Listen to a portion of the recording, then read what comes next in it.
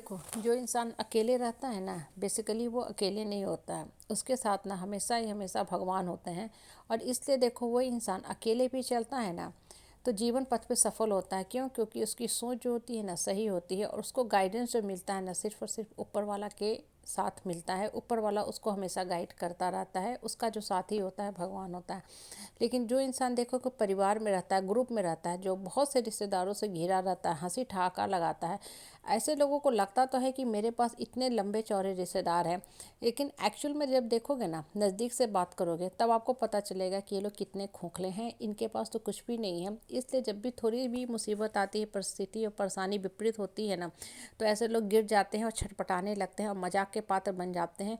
लोग सिर्फ और सिर्फ ऐसे लोगों का हंसी ठहाका करके मजाक उड़ा के चले जाते हैं। देखो, होता क्या है ना, कि जिस समाज परिवार परिवेश में आप रहते हो ना, जो सत्य के रास्ते पे रहता है ना, उसको अकेले ही चलना पड़ता है।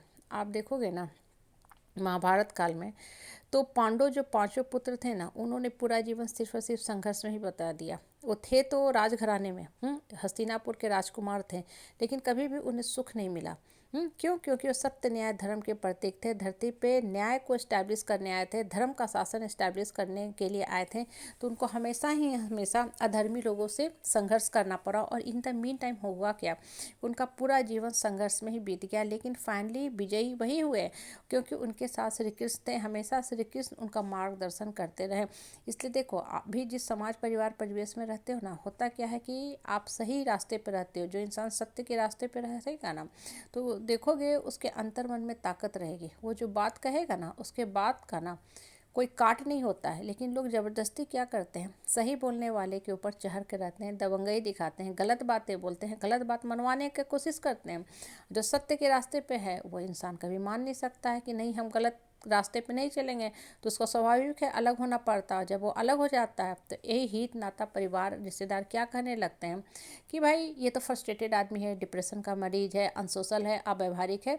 और सब लोग मिलकर एक ग्रुपिज्म बना लेते हैं और वैसे ही आदमी को अलग कर देते हैं। और जो बेचारा अलग चल रहा है, वो कर्म कर रहा है, सही पथ पे बढ़ रहा है, उसको हमेशा ही हमेशा माँ दुर्गा गाइड करते हैं, कृष्ण गाइड करते हैं। इसलिए अंततः देखो, ऐसा इंसान सफल हो जाता है। और जब सफल हो जाता है, तो यही नीच कपटी पापी हित नाता रिश्तेदार रिश्ते के आड़ में आएंगे और फ़ायदा लेने का कोशिश करेंगे, मतलब अपना स्वार्थ सिद्ध करने का कोशिश करेंगे।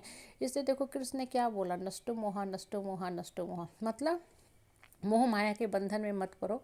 ठीक है, जीवन में कर्म पथ पे रहो, सही कर्म करते रहो। और कर्म पथ अगर जब आप सत्य के रास्ते पर रहोगे, सही कर्म करोगे ना, तब ये भी मान के चलो कि आपके ऊपर सिर्फ और सिर्फ गालियों की ही बौछार होगी। क्योंकि झूठे फरेबी लोग ही फूलों की माला पहनते हैं। ऐसे लोग ही लंबी चौड़ी पद्म विभूषण की अवार्ड लेते हैं। लंबा चौड़ा जो है समाज में ना, झूठा जो है इज्जत लेते हैं। और फाइनली जो झूठे मक्कार लोग होते हैं ना, इन्हीं का पर्दाफाश भी होता है। सही जो रास्ते पे रहते हैं ना, उनको संघर्ष तो करना पड़ता है, लेकिन उनका जो जीवन का पथ होता है ना, फाइनल डेस्टिनी होता है ना, बहुत ही खूबसूरत होता है।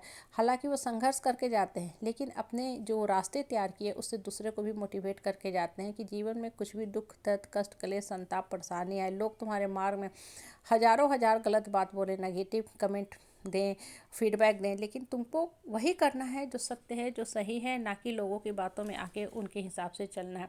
हर इंसान का देखो अपना एक इंडिविजुअल व्यक्तित्व तो होता है, पर्सनालिटी होता है।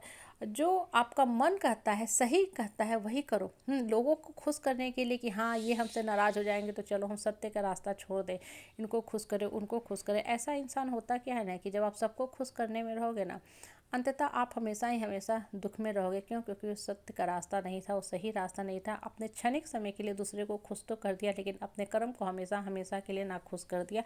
और ऊपर वाला जो होता है ना, आपके लाइफ का जो डेस्टिनी होता है, आपके कर्म के हिसाब से लिखता है।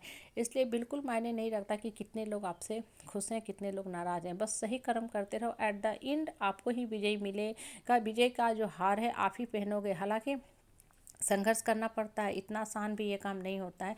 लेकिन जब मन के अंदर सकारात्मक शक्ति रहेगी ना, मन जो है श्री कृष्ण से जुटा रहेगा, माँ दुर्गा से जुटा रहेगा, ऊपर वाला से जुटा रहेगा ना, तो ऐसे लोगों की आत्मा में देखोगे अदम्य साहस आने लगता है, शक्ति आने लगता है। अंदर की जो छुपी हुई शक्ति होती है ना, वो बाहर निकलने लगती है, और वही उस इंसान को सहारा देती है। और अंततः वो इंसान जो होता है ना, अपने जीवन का बड़ा ही सुंदर हॉलमार्क डेस्टिनी कवर करता है। लोगों को भी बताता है कि सत्य के रास्ते पे चलते रहो, संघर्ष है, लेकिन उस संघर्ष का सामना करो और लाइफ को मीनिंगफुल बनाओ, सुंदर डेस्टिनी बना के चुपचाप